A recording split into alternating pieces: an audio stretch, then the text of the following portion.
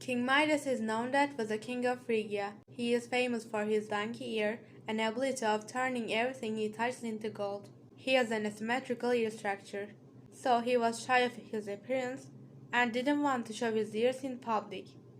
For this reason, the public has made such statements about him as donkey-eared.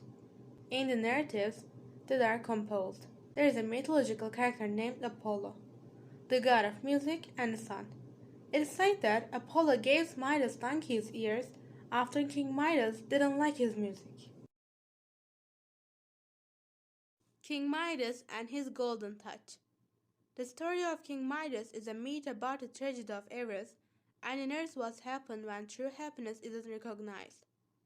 Midas was a man who wished that everything he touched would turn into gold. However, he hadn't thought that this wish wasn't actually a blessing but a curse. His greed invites us to think and realize the consequences that might lead us to become slaves of our own desires. The phrase the Midas touch comes from this myth and is used to say that somebody has a good fortune.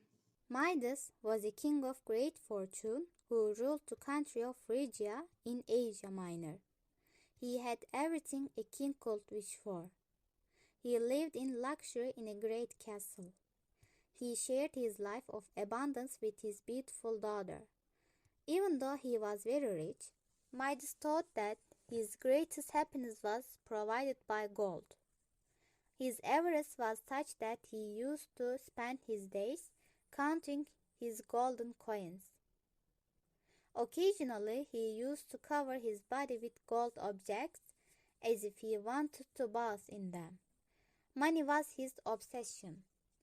One day Dionysus, the god of wine and revelry, passed through the kingdom of Midas. One of his companions, a satyr named Silenus, got delayed along the way. Silenus got tired and decided to take a nap in the famous rose gardens surrounding the palace of King Midas. There he was found by the king, who recognized him instantly and invited him to spend a few days at his palace. After that, Midas took him to Dionysus, the god of celebration, very grateful to Midas for his kindness, promised Midas to satisfy any wish of him. Midas thought for a while and then he said, "I hope that everything I touch becomes gold."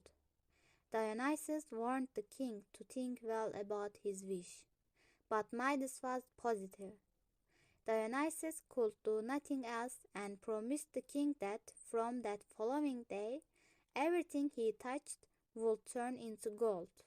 The next day, Midas touched everything in his house and jumped happily, because everything turned into gold when he touched.